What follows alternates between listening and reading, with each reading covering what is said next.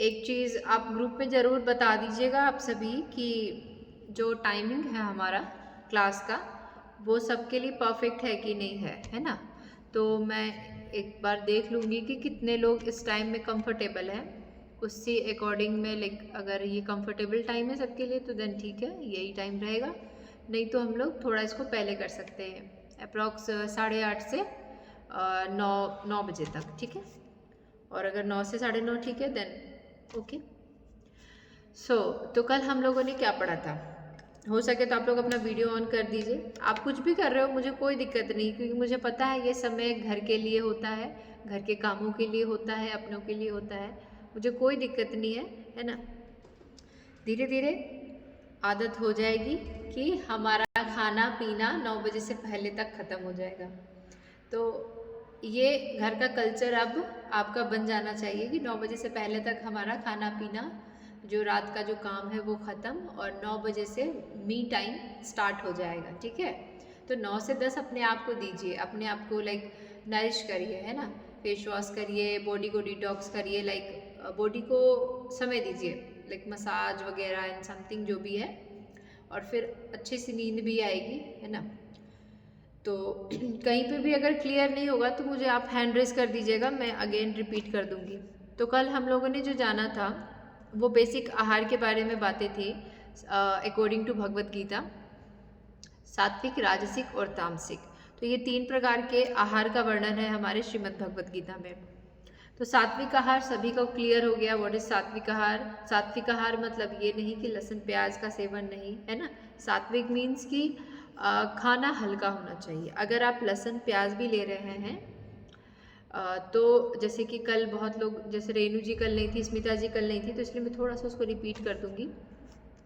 सात्विक आहार कहने का मतलब कि हमारा आहार कैसा होना चाहिए, हल्का होना चाहिए, लाइट होना चाहिए, ठीक है।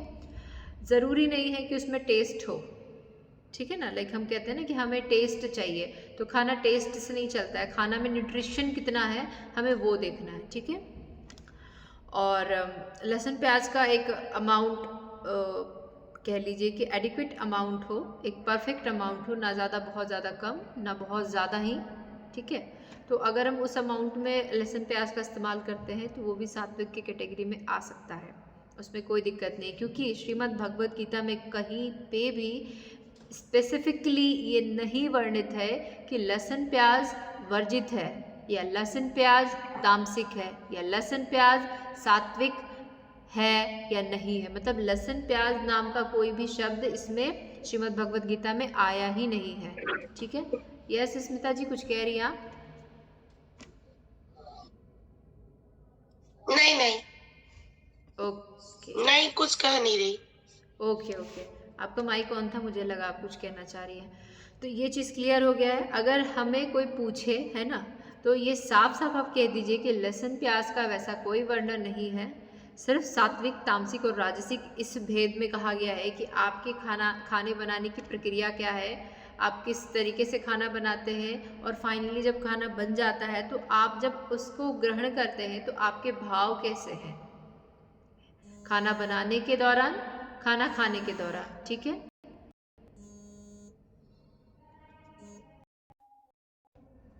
चलिए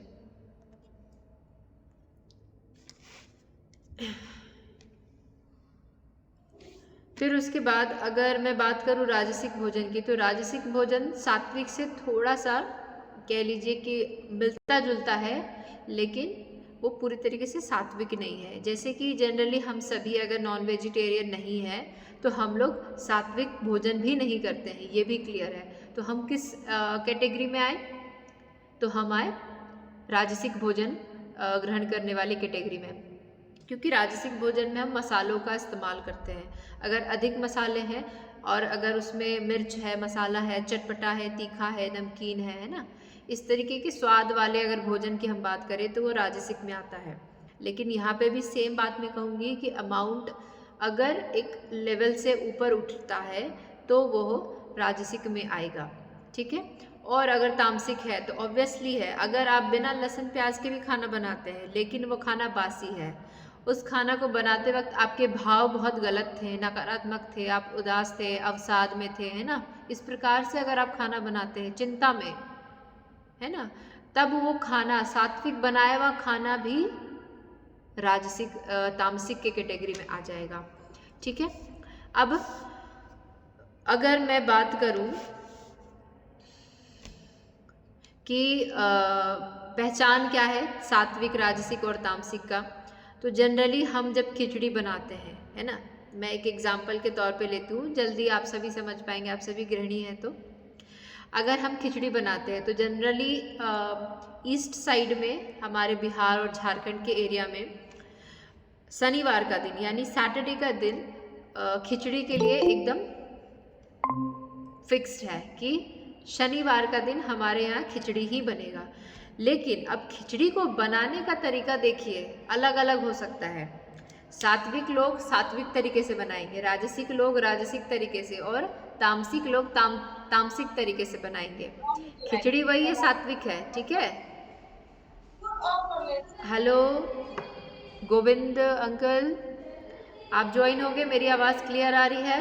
और अगर कहीं समझ में नहीं आए तो माइक ऑन करिएगा। ठीक है, ओके। चलिए, तो हम लोगों ने चर्चा की एक एग्जाम्पल के साथ कि खिचड़ी बहुत इजी डाइट है, इजी टू डाइजेस्ट है। ठीक है, सुपाच्य है, हल्का है, उसमें कोई ज़्यादा मिर्च मसाले नहीं होते हैं, लेकिन फिर भी एक और जीवन की जितनी भी लड़कियां यहाँ पे हैं दर्शन विभाग से अगर कोर्सेज से करती हैं तो वो भी चल जाएगा। ओके, तो जैसे हम सात्विक अगर देखें तो उसमें हम मसाले कम डालेंगे, सब्जियां अधिक डालेंगे।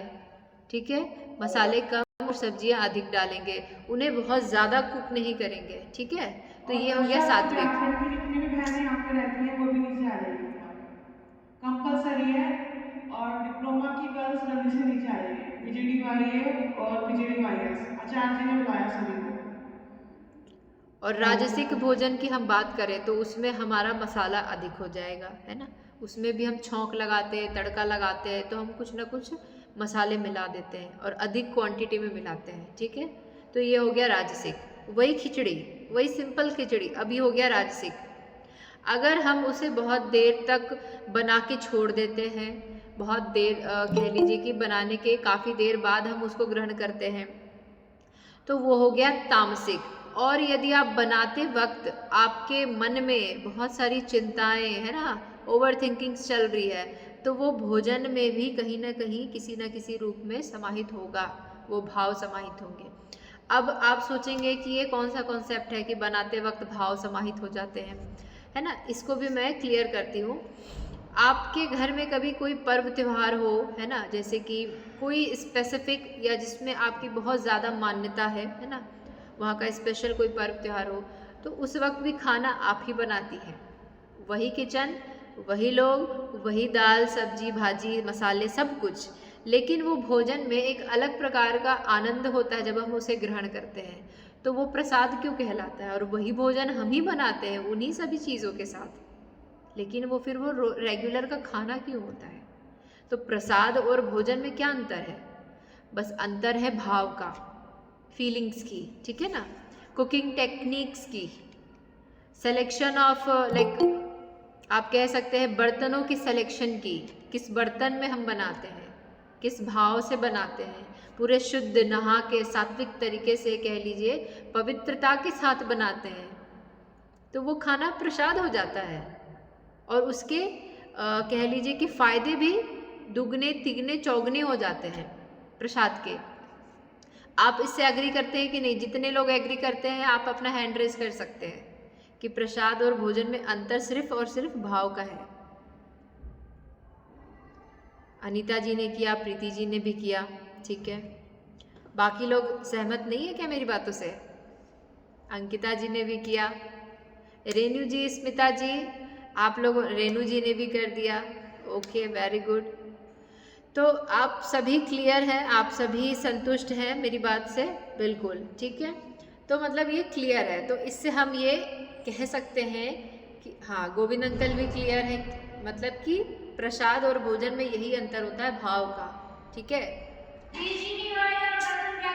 हे भगवान,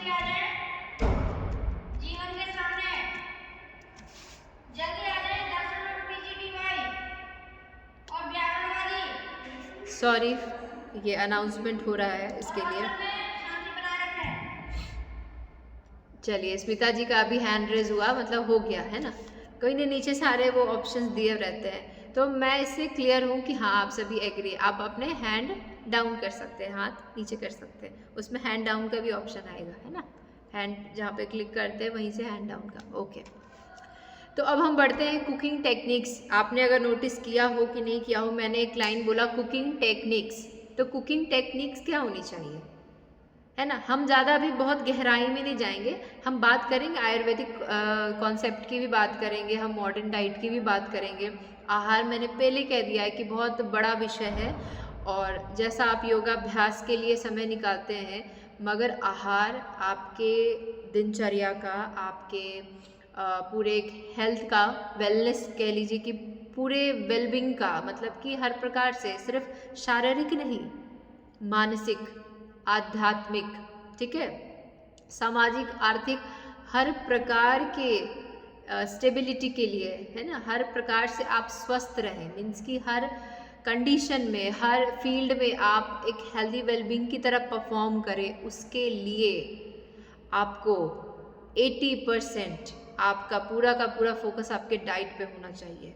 क्योंकि हम सभी सुनते आए हैं, जैसा हमारा अन्न होगा वैसा ही हमारा मन होगा, और जैसा हमारा मन होगा उसी प्रकार के हम विचार को सोचेंगे, और जब हम सोचेंगे वैसे ही कर्म करेंगे, और जैसे कर्म करेंगे वैसे ही हमारे संस्कार बनते जाएंगे, और फिर उसी को हम पकड़ के चलते जाएंगे और बोलेंगे कि हमारे लाइफ में क्यों अच्छा नहीं होता है, क्यों चेंजेस नहीं आते, बिकॉज ऑफ आवर डाइट, हमारे आहार के कारण, ठीक है। तो कुकिंग टेक्निक्स में आप कुछ चेंजेस कर सकते हैं। हम लोग इस क्लास को एक लाइक प्रैक्टिकल की तरह, एक कह लीजिए कि ऐसा नहीं कि मैं सिर्फ बोलूँ आप सुने, इस क्लास को एक डिस्कशन की तरह लेंगे, ठीक है। इसलिए मैंने पहले कह दिया है, this is a discussion class. आपके मन में कोई भी प्रश्न उठते हैं आप तुरंत मुझसे पूछिए, ठीक है। हमारी बात से अगर आप सहमत नहीं हैं तो वहाँ पे मुझे टोकिए, ठीक है। क्योंकि आज आप जो मेरी बातों को सुन रहे हैं, आप उसे कल ही एज अ प्रैक्टिकल करिए, ठीक है। मैं ये चाहती हूँ ताकि आप जल्दी से जल्दी स्वस्थ हो। बस सुन के, कॉपी में लिख के, दिमाग में बैठा के नहीं रख देना है कि हाँ हम करेंगे ना, फॉलो करेंगे, नहीं, आज सुना तो कल उसे तुरंत करना है। तो कुकिंग टेक्निक्स में हम सबसे पहले बात करते हैं, किसी भी खाने को बहुत ज़्यादा हमें पकाना नहीं है, ठीक है। हाई फ्लेम पे नहीं पकाना है। अब हाई फ्लेम पे बनने वाले कौन कौन से भोजन हैं, आप में से कोई बताइए जिसे हम हाई फ्लेम पे कुक करते हैं। आप सभी गृहिणी हैं, खाना बनाती होंगी, तो आप बताइए कि हाई फ्लेम पे आप कौन सा भोजन बनाती हैं हाई फ्लेम पे। आप में से कोई बताएं तो ठीक है, नहीं तो फिर मैं बताऊंगी ज़रूर, लेकिन मैं चाह रही हूँ आप लोग थोड़ा दिमाग पे प्रेशर डालें, थोड़ा जोर डालें, सही काम के लिए प्रेशर। सोचिए, चावल। क्या स्मिता जी? चने, राजमा। चावल। चावल, ठीक है। राजमा, प्रीति जी की तरफ से राजमा आया। इतना ज़्यादा गहरा नहीं जाना था, मैं तो बहुत, आप तो बहुत गहरा आप चले गए। आपने कभी पापड़ को फ्राई किया है, और जो चिप्स वगैरह आजकल आते हैं मार्केट में अलग अलग शेप के, है ना, आपने कभी उसको फ्राई किया है? उसके लिए आपको फ्लेम हाई करना पड़ता है कि नहीं? करना पड़ता है ना हाई? करना पड़ता है। आपने नोटिस किया, करना पड़ता है। उसी तरीके से सोचिए, जब हम सॉटे करते हैं, बोलते हैं ना कि सब्जियों को सॉटे करिए। सॉटे मीन्स क्या कि फ्लेम को तेज करिए और उसे फटफट हल्का फ्राई करिए, जैसे कि चाइनीज़ आइटम, जिसमें हम चिली पनीर कह सकते हैं, है ना, मंचूरियन कह सकते हैं। कुकिंग भले कम होता है लेकिन हाई फ्लेम पे बहुत फास्ट कुकिंग होता है। वैसे भोजन हमारे स्वास्थ्य के लिए हर प्रकार से अपथ्य है। पथ्य और अपथ्य दो शब्द आएंगे। पथ्य मीन्स कि हमारे लिए जो बेनिफिशियल है, अपथ्य जो हमारे लिए बेनिफिशियल नहीं है। इसका बहुत सुंदर तरीके से वर्णन है हमारे योग दर्शन में, हमारे हठ योग प्रदीपिका में। हम अभी उधर श्लोक में नहीं जाएंगे, हम इसे एकदम नॉर्मल भाषा में एक्सप्लेन करेंगे। पथ्य मीन्स बेनिफिशियल फॉर अस, अपथ्य नॉन बेनिफिशियल फॉर अस, ठीक है। उसमें cooking techniques, selection of vessels, जिस बर्तन में आप खाना बना रहे हैं, बहुत सारी चीज़ें आ जाती है, इमोशंस वगैरह एंड एवरीथिंग। तो आपने समझ लिया। फर्स्ट दिमाग में बैठा लीजिए हाई फ्लेम, लिख लीजिए हाई फ्लेम, हाई फ्लेम जिसमें हम गैस के आंच को तेज करके बनाते हैं। एंड सेकेंड चीज़ कि हमारे घर में अगर आज से 10-15 साल, अब मतलब अब तो नहीं, 10-15 भी नहीं कह सकते हैं, कम से कम तो हमारे दादी के टाइम में, आप सबके दादी या मम्मी के टाइम में, अगर आप हमसे एज में बड़े होंगे तो आपने मम्मी के टाइम में देखा होगा कि हमारे घर में किस प्रकार के बर्तन होते थे, खाना बनाने का तरीका कैसा होता था, ठीक है ना। ये दो चीज़ को आप अगर अभी ध्यान में रखें तो सबसे पहले चीज़ हम देखें, एक्चुअल में जो हमारा बर्तन हुआ करता था वो मिट्टी का हुआ करता था, और जिस पे हम खाना खाते थे वो कौन सा बर्तन होता था, स्टील का भी नहीं, कांच की ग्लासेस भी नहीं, एल्युमिनियम भी नहीं, कोई क्रॉकरी लाइक जैसे चीनी मिट्टी का जो बन रहा है वो सब कुछ नहीं। एक्चुअल कौन सा बर्तन होता था खाने के लिए भी लोगों का, गरीब से गरीब घर के में भी वही बर्तन यूज़ होता था। बताइए कौन सा मेटल था वो जिससे बर्तन बनता था, कोई भी बता सकता है, कोई दिक्कत नहीं है, कोई भी।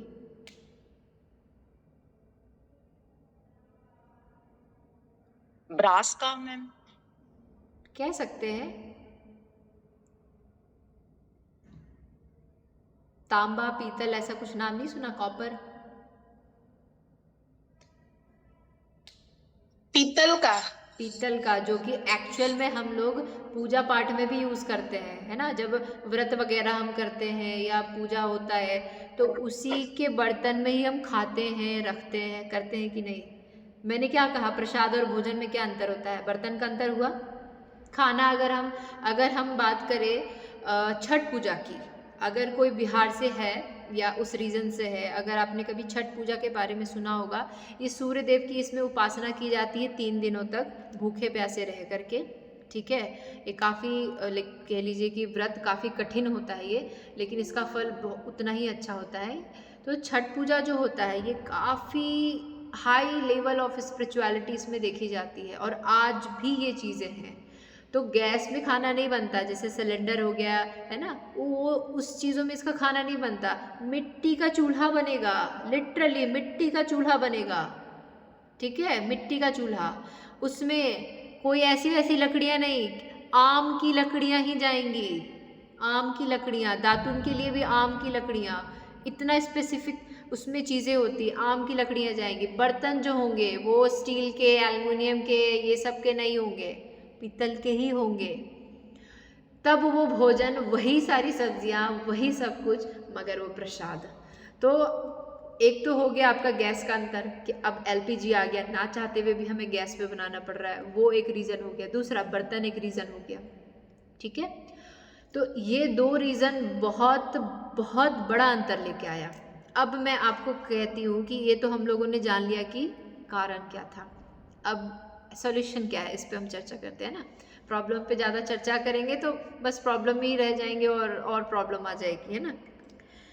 तो अगर मैं बात करूँ ज़्यादा नहीं, 200 साल पहले की, जब अंग्रेज़ आए, ठीक है, तो उस वक्त उन्होंने ये देखा कि हमारे इंडिया में जो मेटल सबसे ज़्यादा सस्ते और इजीली अवेलेबल थे वो था एल्युमिनियम। एल्युमिनियम बहुत ज़्यादा और कह लीजिए प्रचुर मात्रा में हमारे देश में था। तो उन्होंने क्या किया कि जो गरीब होते थे, गरीब तो मैं नहीं कहूँगी, जो कैदी होते थे, है ना, जेल में जो कैदी होते थे, हम भारतीयों को ही कैद करके रखते थे, तो जो कैदी होते थे वो कैदी के लिए उन्होंने वो स्टार्ट किया कि हम इतना पैसा खर्च क्यों करें इनके बर्तनों में, एल्युमिनियम प्रचुर मात्रा में, एल्युमिनियम के ही इनके लिए बर्तन, थाली, कटोरा, जो भी है, ग्लास वगैरह आप बनाओ, क्योंकि उसमें ज़्यादा हमारा पैसा नहीं हमें वेस्ट करना है इन कैदियों को खिलाने के लिए, ठीक है। तो एक चीज़ देखा गया कि एल्युमिनियम एक तो प्रचुर मात्रा में था, उसे बनाने में आसानी, खरीदने में, बेचने में, मतलब हर तरीके से वो प्रचुर मात्रा में था, तो उसका कोई खास ज़्यादा प्राइस नहीं था। और वो कब हमारे घर तक आ गया, और आज भी हमारे घर में कुकर हो, कढ़ाई हो, वो एल्युमिनियम का ही क्यों है, इतना अंदर तक क्यों घुस गया अंग्रेज के बनाए हुए नियम कि आज भी हम आज़ाद होकर के भी उसी कल्चर को फॉलो कर रहे हैं। हमारा अपना कल्चर तो छूट गया, उन्होंने छुड़वा दिया और हमने छोड़ भी दिया, और आज हम भी उसी एल्युमिनियम के बर्तन में खाना बना रहे और खा रहे हैं। और पूरे खुलेआम वो बिक रहा है। तो या तो ज्ञान नहीं है या फिर ज्ञान होने के बावजूद हम उसी चीज़ को कर रहे हैं। अब मैं बताऊँ एल्युमिनियम का क्या नुकसान है। मान लीजिए आपने पालक की सब्जी बनाई, ठीक है, आयरन प्रचुर होता है भाई, ऐसा हमको पता है कि पालक की सब्जियों में, हरी साग सब्जियों में प्रचुर मात्रा में होता है, ठीक है। तो अब प्रचुर मात्रा में उसमें आयरन होता है। अब जब आप उसे एल्युमिनियम में बनाएंगे तो मान लीजिए अगर 100% उसमें आयरन है, तो जब एल्युमिनियम में वो कुक होता है तो उसमें मात्र 20% आयरन बचा रहता है, मात्र 20%। 80% बर्तन ने सोख लिया, एल्युमिनियम में एब्जॉर्ब कर लिया, जो आपको नहीं मिला। आप सोच रहे हैं आप तो भाई पालक की सब्जी खा रहे हैं, है ना। अगर उसे थोड़ा सा हाई लेवल पे चले, लाइक एक लेवल ऊपर, ठीक है, तो हम स्टील का नाम ले सकते हैं। स्टील, आज स्टील के कुकर वगैरह भी आ रहे हैं, मिल जाएंगे आपको।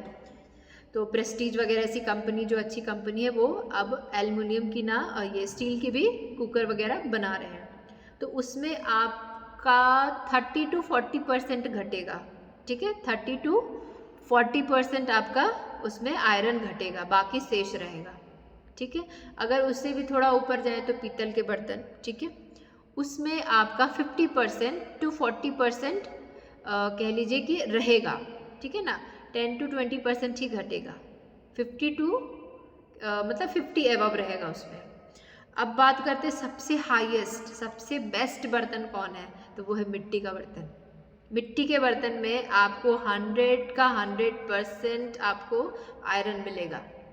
इनफैक्ट मैं ये कहूँगी कि 10% एक्स्ट्रा मिट्टी अपने खुद के अंदर का, जो मिट्टी के अंदर जो पहले से जो मिनरल्स हैं मिट्टी में, वो अपने मिनरल्स को भी ऐड ऑन कर सकता है। तो हम कह सकते हैं 110% हमें फ़ायदा मिलेगा मिट्टी के बर्तन में खाना खाने से, बनाने से, ठीक है।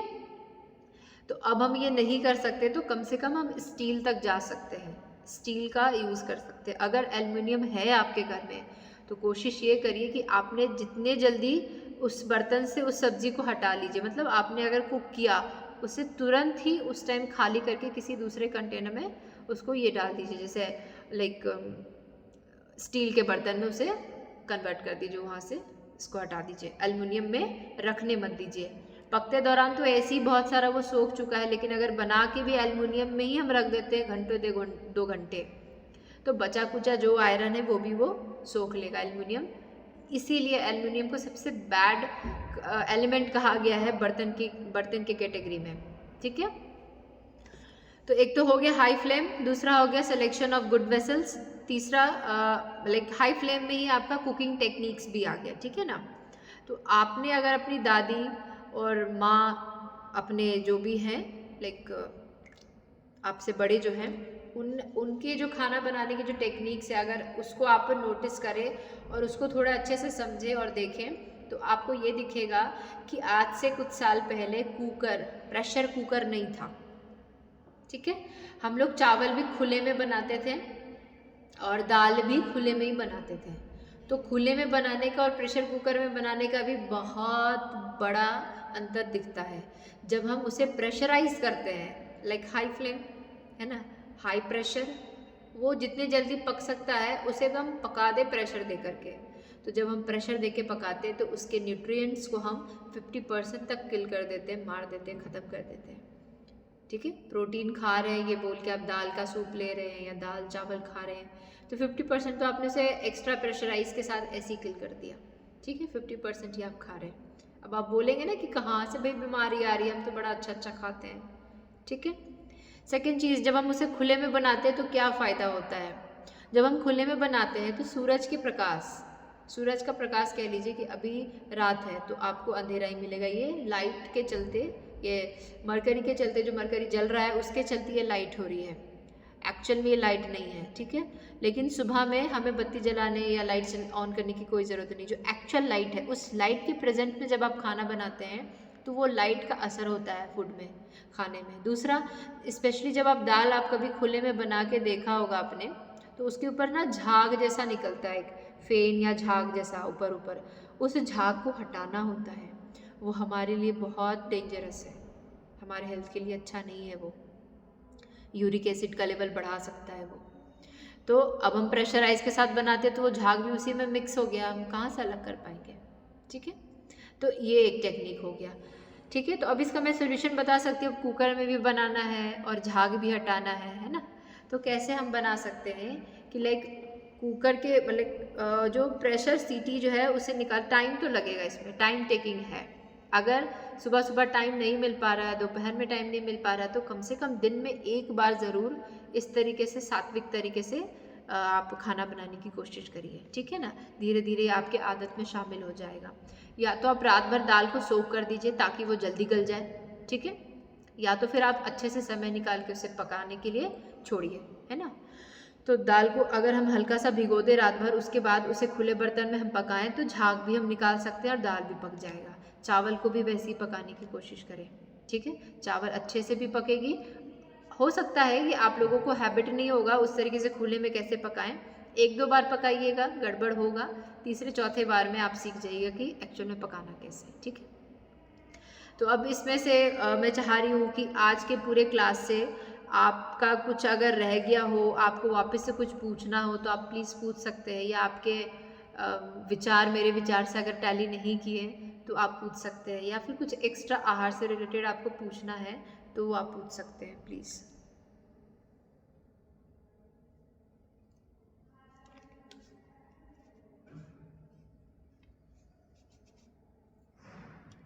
किसी का क्वेश्चन नहीं है?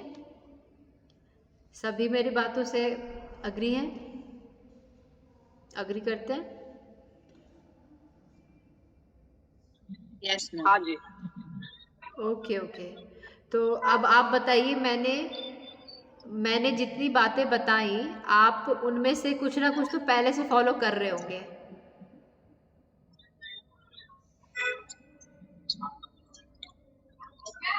पहले से कुछ फॉलो करते थे मैंने जितनी बातें बताई, तो ऐसा है कि हाँ हाँ मैम मुझे ये तो पहले से पता था, ऐसा? ओके, अनीता जी को पहले से कुछ कुछ चीज़ें पता थी, ठीक है। रेनू जी आपको पता थी मैंने जो आज बातें बताई? ऐसा लगता है ना कभी कभी यार, तो ये तो बातें मुझे पता है। कुछ बातें तो मैं पता थी। हम लोग बनाते हैं कि मम्मी लोग बोलते हैं कि लोखंड की कढ़ाई बनाए तो अच्छा, वो हम लोग पहले से ही फॉलो करते हैं। छोटी सी कढ़ाई वो साग बनाने के लिए हम लोग ने रखा है, और पीतल का बर्तन हम लोग ने लाया था, पर थोड़े दिन हम लोग ने दाल चावल पकाया, उसके बाद वापस छोड़ दिया। यही होता है तो मैं सोच रही हूँ वापस से शुरुआत करूँ उसी में ही। बिल्कुल बिल्कुल। Okay okay then Preeti ji आप कुछ कह रही थी? एक्चुअली वो लाया तो इसमें एक्चुअली खाना पकाने पता थी मैम कुछ बातें, जैसे मैं चावल खुले ही बनाना पसंद करती हूँ, मूंग की दाल जल्दी बन जाती है तो इसलिए मूंग की दाल को पनी बनाने की कोशिश करती हूँ। आयरन के बर्तन भी यूज करती हूँ, लोहे के ना मैं। वो भी अच्छा है, वो सेफ है ना मैम? वो तो हाँ मुझसे छूट गया था, आपने याद दिला दिया। जैसे चने बनाने और वही मैंने, मुझे याद था, मैंने कहा मैम को बोलूंगी। लोहे के ना आजकल कढ़ाई में यूज करती हूँ सब्जी बनाने के लिए। और हम लोग कल चर्चा करेंगे पानी से रिलेटेड, ठीक है। स्मिता जी आपको कुछ कहना था, आपने हैंड रेज किया था? नहीं कहना था? ओके। अब पानी का भी बहुत बड़ा रोल होता है। नहीं मैं भी ओके पानी का भी बहुत बड़ा रोल होता है, ठीक है। मैं यही कह रही थी कि पानी का भी बहुत बड़ा हमारे भोजन पे सॉरी हमारे हेल्थ में बहुत बड़ा रोल है, ठीक है। अगर मैं एक एक पर्टिकुलर आयुर्वेदिक कॉन्सेप्ट में चलूँ ना तो बहुत ही डीप जाएगा। अगर मैं चाय की बात करूँ, है ना, चाय किसे किसे पसंद है? हैंड रेस करिए जरा। चाय पीना, नॉर्मल दूध की चाय, कुछ छुपाना नहीं है। ओके स्मिता जी को पसंद है, और किसी को नहीं पसंद है? ओके आप हैंड रेस करिए, मुझे समझ में आ जाएगा कि आपको पसंद है, ठीक है। तो ओके मतलब चाय का भी अगर मैं वर्णन देखूँ ना आयुर्वेद में कुछ टेक्स्ट वगैरह में, चाय को कैसे बनाना है ताकि वो आपके लिए बेनिफिशियल हो, मतलब कि most of the time beneficial नहीं होगा ज़्यादा पीना, ऐसा नहीं कि हाँ ये बेनिफिशियल टेक्निक है, इसमें ये डालूंगी वो डालूंगी, इस बर्तन में पीऊँगी, इतने देर में ऐसे बनाऊँगी तो मैं दिन भर पीती रहूँ, ये नहीं, ठीक है ना। तो चाय भी हमारे लिए कहीं ना कहीं अच्छा है, लेकिन कैसे अच्छा उसे बनाना है वो जानना होगा। तो पानी का भी उसी तरीके का कॉन्सेप्ट है, जल ही जीवन है, जैसा हम कहते हैं ना जल ही जीवन है। तो जल कैसे जीवन है, बस इतना जानते भी प्यास बुझाता है। जहाँ खाना काम नहीं आता वहाँ पानी काम आता है, जहाँ पानी की ज़रूरत हो वहाँ पे कोई भी जूस समथिंग कुछ वो हेल्प नहीं कर सकता, पानी का काम केवल पानी ही कर सकता है। मगर पानी को कैसे हम पिए, किस बर्तन में रख के पिए, किस ऋतु में, ऋतुचर्या एक तरह से मैं कह सकती हूँ कि किस मौसम में किस बर्तन में रख कर के पानी पीना है, यानी कि किस मौसम में कौन सा बर्तन सूटेबल है पानी को पीने के लिए और रखने के लिए सॉरी, और पीने के लिए किस प्रकार के बर्तन का यूज़ करें। आज से कुछ साल पहले लोटा आपने देखा होगा, लोटा एक ऐसा बर्तन होता है जो से ऊपर खुला रहता है और नीचे वाला जो उसका जो पेंदी होता है, पेंदा जो होता है वो ऐसे चौड़ा होता है, लोटा, हमारे तरफ उसे लोटा कहते हैं। तो जो लोटा होता है ना वो इस प्रकार का बर्तन है कि उसमें कुछ ऐसी चीज़ें होती हैं जो हमारे लाइक सिलेंड्रिकल, लाइक इस टाइप का कोई बॉटल है, तो ये हमारे लिए उतना बेनिफिशियल नहीं है जितना कि मटका, जैसे मटका होता है ना, मटका का शेप, उस वाले शेप में रखा हुआ पानी ज़्यादा हमारे लिए बेनिफिशियल होता है। क्यों, कैसे, इस पे हम कल चर्चा करेंगे, ठीक है। और बाकी जैसा मैंने बताया किस मौसम में कैसे पानी पीना है, बैठ के पीना है ये सबको पता है, दिन भर में कितना पानी पीना है ये भी पता है, अकॉर्डिंग टू योर वेट कितना पानी पीना है सबका वेरी करेगा। ऐसा नहीं कि मैं सबको कह दूँ 4 से 5 लीटर पियो, ठीक है। किन्हीं का वेट ज़्यादा होगा तो उन्हें ज़्यादा पीना होगा, किसी का वेट कम होगा तो उसे 4-5 लीटर से भी कम पीना होगा, ठीक है। तो अकॉर्डिंग टू वेट आपके क्वांटिटी ऑफ वाटर भी अलग अलग है, वेरी करती है, ठीक है। तो बर्तन को मौसम ये सब चीज़ों पे हम लोग कल अच्छे से चर्चा करेंगे। और कोई भी क्वेश्चन हो आहार से रिलेटेड आप प्लीज़ खुल के पूछिए, ठीक है। तो कल पानी पे चर्चा करूं या फिर अभी खाने पे ही मैं आयुर्वेद पे और अच्छे से चर्चा करूं, क्योंकि आज मैंने बेसिक चीज़ें बताई, सिर्फ बेसिक चीज़ें बताई मैंने। मुझे जो आज एक्चुअल में जिस चीज़ पे मुझे बात करना था मैंने उस पर किया नहीं, मैंने सिर्फ आज आहार के कॉन्सेप्ट में जैसे कुकिंग एंड लाइक बर्तन के बारे में मैंने चर्चा किया, ताकि सबको पता चल जाए। जैसे भी प्रीति जी को पता था, अनीता जी को कुछ चीज़ें पता थी, है ना, उन्हें पता था कि कैसे क्या करना है, ठीक। तो मैं एक तरह से आपको रिमाइंड भी करवा रही थी कि आपको जब पता है तो फिर कर क्यों नहीं रहे हैं, और जिन्हें नहीं पता है तो उन्हें आज पता भी हो जाएगा। तो इसलिए मैं चाह रही थी कि मैं बेसिक से चलूँ। और ये क्लासेस के शाम वाले क्लासेस का कोई भी चार्ज नहीं है, कोई पैसे नहीं है। आप आएँ, आप जुड़े, अपने विचार रखें, है ना, अपने विचार साझा करें, तो हमें आपसे कुछ सीखने को मिलेगा और मुझसे आपको कुछ सीखने को मिलेगा। तो मेरा मकसद यही है इस क्लास को कंडक्ट करवाने का इस समय, कि सुबह सुबह तो हम योगा करके अपने माइंड को फ्रेश अप कर लेते हैं, क्लीन कर लेते हैं, लेकिन दिन भर की जो थकान है उसको मिटाए बिना अगर हम सोते हैं तो हमारी नींद अच्छी नहीं मानी जाएगी, हमारा स्लीपिंग साइकिल गड़बड़ाएगा और कहीं ना कहीं हम फिर से शिकार होंगे किसी बीमारी के। तो सुबह उठते साथ दिन को कैसे शुरुआत करना वो योग से, और रात को सोते वक्त भी हम अगर योगमय रहें तो हमारी नींद भी पूरी होगी, नींद अच्छी होगी और हमारा मॉर्निंग बहुत फ्रेश होगा। तो मेरा मकसद यही था कि हम सोने से पहले फालतू की बातें टेंशन सोच के ना सोएं, कोई अच्छा चीज़ हम सुने और अच्छे चीज़ पे चर्चा करें, तो ताकि हमारा जो मंथन है ना, ओवर थिंकिंग अगर हम किसी बैड चीज़ पे कर रहे हैं तो हमारा ओवर थिंकिंग किसी अच्छी चीज़ पे होगा। अगर उसको आप ओवर थिंक करते हो तो आपके लिए और आपके पूरे परिवार के लिए बेनिफिशियल है। तो बजाय टेंशन को बार बार सोचने के हम अच्छी चीज़ों को बार बार सोचेंगे, ठीक है ना। तो मैं आहार को लेकर भी चलूँगी, ठीक है। मैं चाह रही हूँ कि मैं आयुर्वेदा वाले कॉन्सेप्ट्स को जैसे धातु हो गए, आपके पंच महाभूत के अकॉर्डिंग आपका डाइट हो गया, आपके दोषास के अकॉर्डिंग डाइट हो गया, है ना, बहुत सारी चीज़ें हैं, बहुत सारी। तो मैं आयुर्वेदिक कॉन्सेप्ट के अकॉर्डिंग चलूँगी। बेसिक चीज़ें आप सबको लगभग पता थी, ठीक है। तो मेरा ये डाउट क्लियर हो गया कि मुझे कहाँ से चलना, अब कैसे चलना है, ठीक है। तो हम लोग कल मिलते हैं, तब तक के लिए अपना ख्याल रखिए। शुभ रात्रि, राधे राधे।